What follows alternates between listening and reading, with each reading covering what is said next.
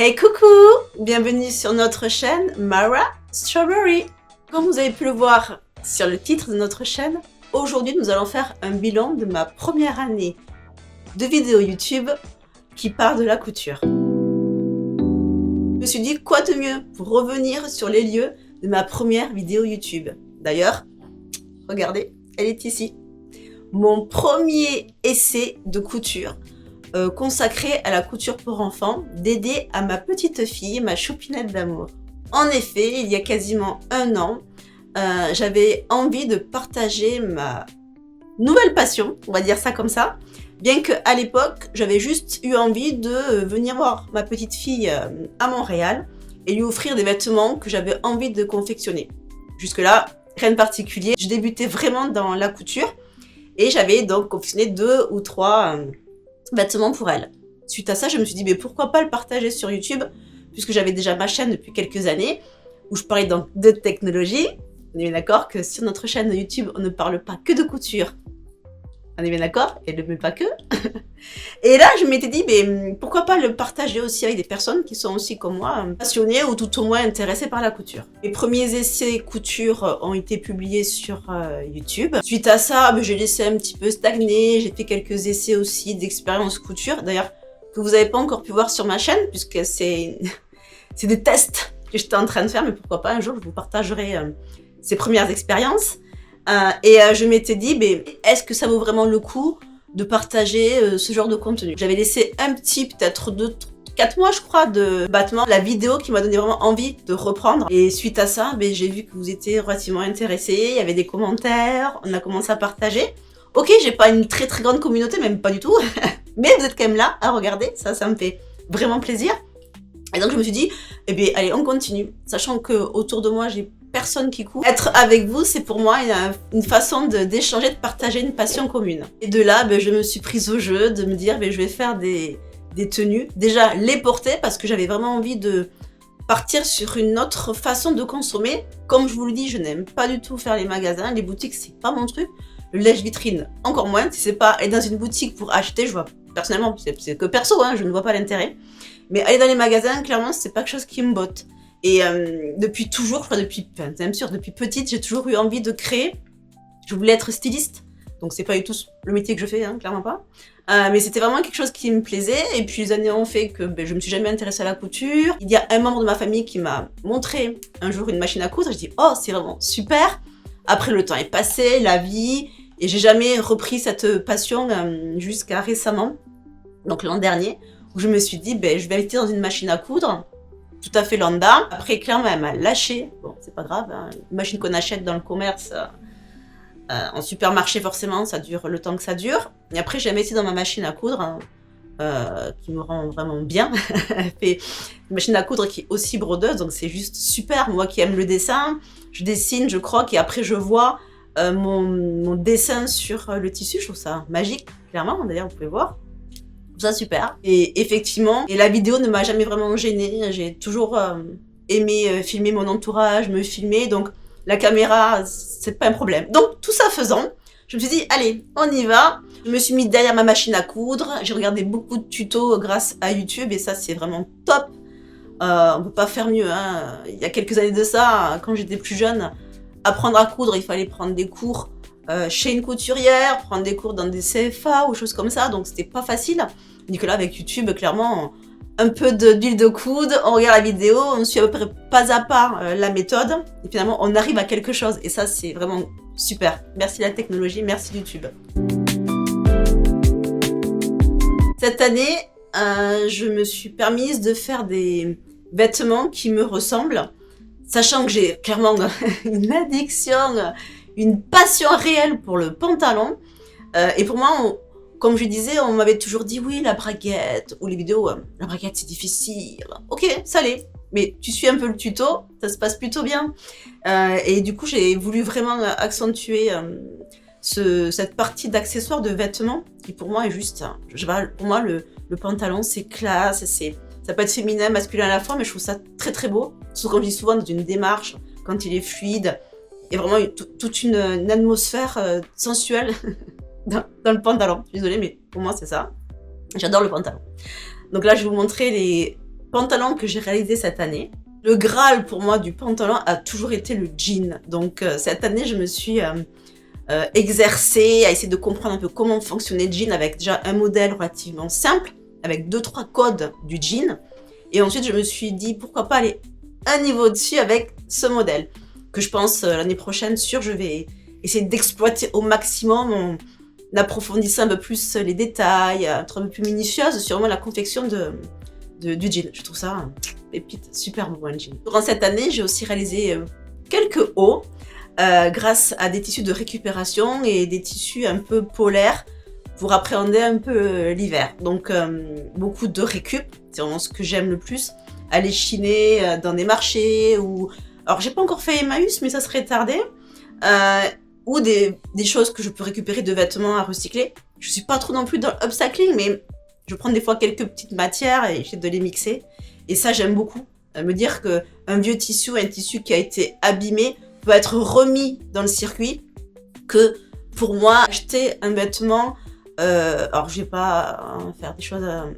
je vais pas exprimer mon mécontentement, mais avec des marques ou des entreprises qui, elles, privilégient la masse, avec des conditions de travail qui sont relativement déplorables. Je ne m'étendrai pas là sur le sujet, mais on pourrait en faire une vidéo. Donc voilà, donc clairement, moi, des vêtements que je trouve chez moi ne servent plus. Mon vieux pull que j'avais depuis quelques années, je me lassais, donc je m'étais dit pourquoi pas le transformer du coup en bonnet. Et je trouve ça plutôt pas mal, je trouve ça très intéressant. Je sais pas ce que vous en pensez, vous, si recycler des choses, ça vous intéresse. Est-ce que comme moi, vous préférez récupérer des vieux draps, couettes ou quoi pour en faire après des vêtements? Moi, je trouve ça... Et puis surtout, ce qui est intéressant, c'est que ça permet de s'exercer. Cette année, c'est vraiment pour moi de l'expérience pure. Je prends un modèle sur Internet. Bon, toute la procédure, clairement, de télécharger, assembler, scotcher. Ça, c'était pas la meilleure expérience pour moi, mais bon, ça fait partie du process, donc voilà, l'apprentissage.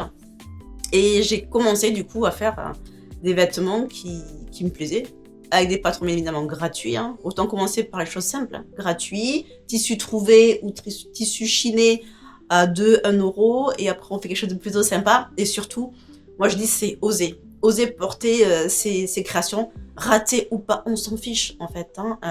Vous avez mis de votre temps, votre patience, vous avez acheté du matériel, parce que les accessoires aussi c'est quand même pas rien. Et quand on rate quelque chose, se dire oh mais je vais le mettre à la poubelle, non en fait. Allez, tu l'as fait, t'assumes jusqu'au bout, voilà.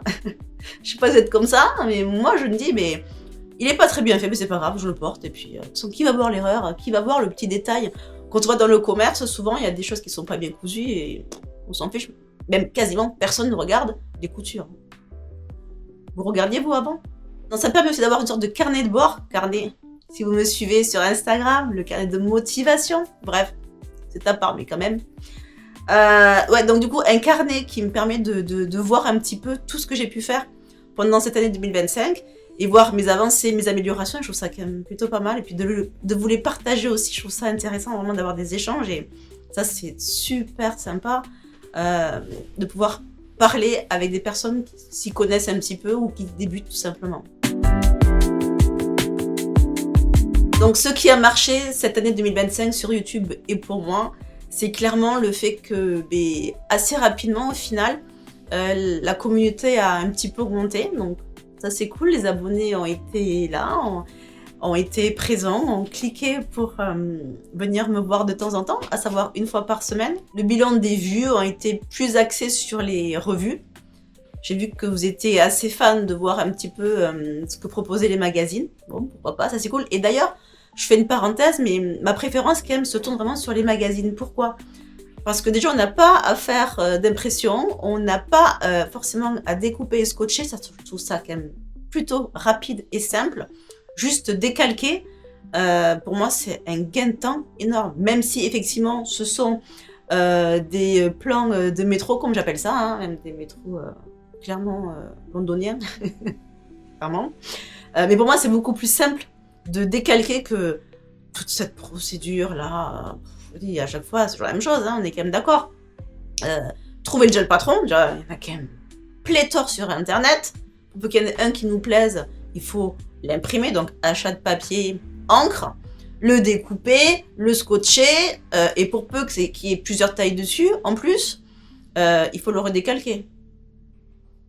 Donc, les revues, effectivement, je suis quand même relativement fan, même si j'aide souvent les mêmes, et avec des patrons qui se ressemblent, des modèles. Mais bon, à la limite, c'est pas très grave. Je me suis axée aussi sur un défi en fin d'année, Instagram, je trouvais ça plutôt rigolo à faire, et je compte en faire bien, je pense, l'année prochaine, d'autres.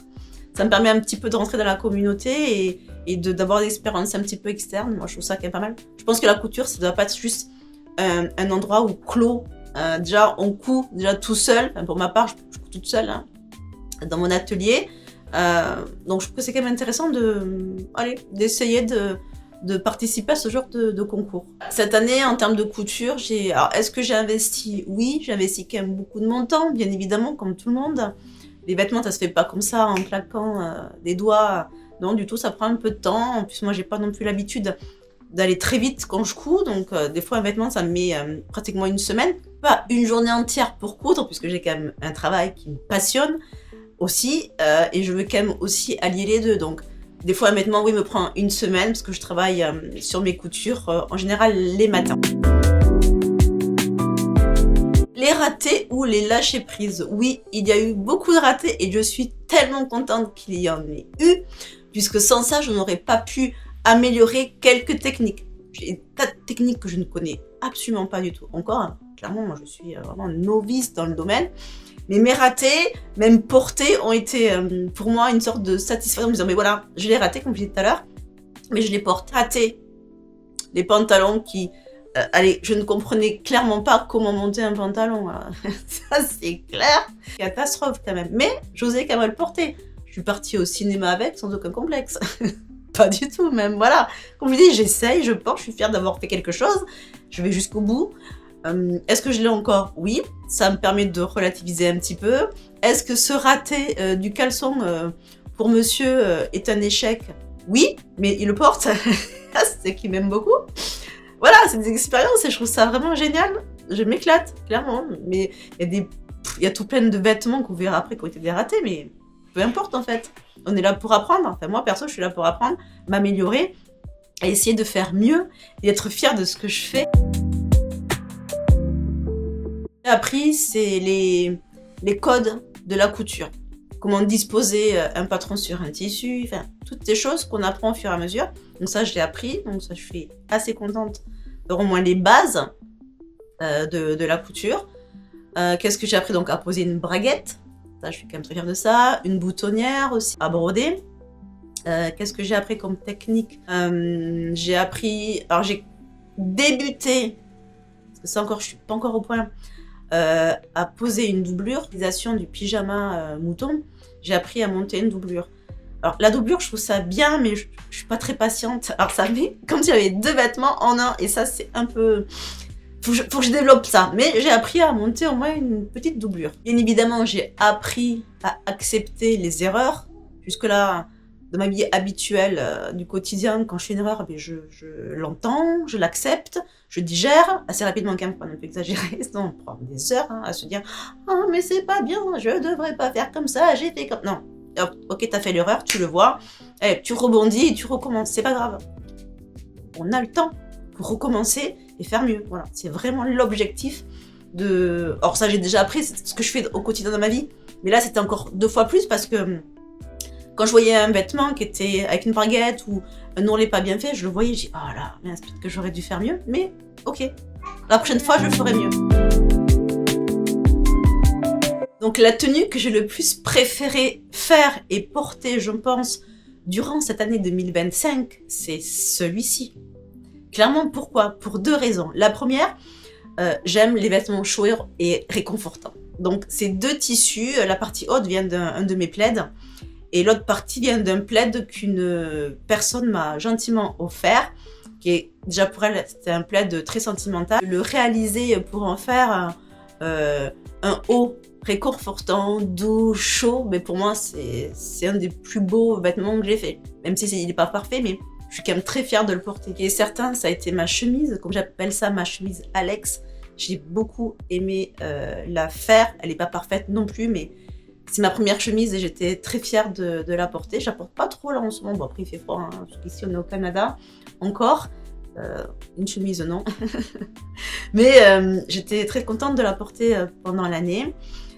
Ensuite, mes hoodies. Alors, clairement, là, les hoodies, moi, je suis fan absolue du hoodie. Après, le jean, je crois que c'est le hoodie.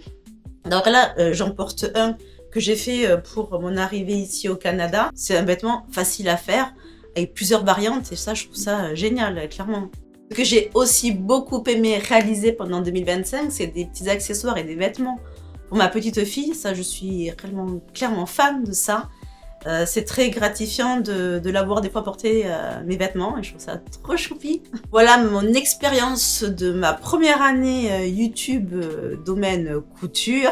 Comme je dis aussi, ma chaîne ne parle pas que de couture. Hein. Comme je dis, ma chaîne YouTube parle de couture, mais pas que.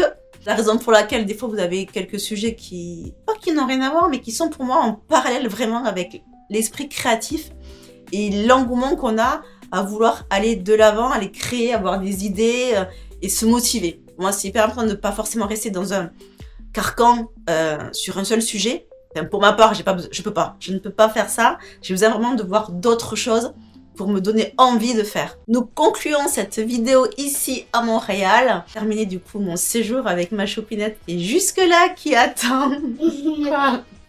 Qui attend que mamie finisse. Attends chérie, 2 minutes. Pour ceux qui me suivent sur Instagram, je vous invite à vous abonner aussi sur la chaîne de YouTube. Nous allons clôturer cette vidéo avec notre carnet de motivation. Je vous dis merci pour cette année 2025. On se retrouve pour 2026. Nous nous retrouverons dans une prochaine vidéo pour parler un petit peu de mes envies 2026. Ensemble, nous allons faire notre vision board couture, voir un peu comment nous allons aborder cette année 2026. Pour l'heure, je vous dis bonne année, merci de vous abonner, merci de commenter aussi, voir un peu comment c'est passé pour vous cette année 2025. Et à très vite. Allez, bye bye. Nouvelle année, nouveau fil à suivre. Que chaque projet soit une aventure, chaque tissu une promesse et chaque point le reflet de ta créativité renouvelée.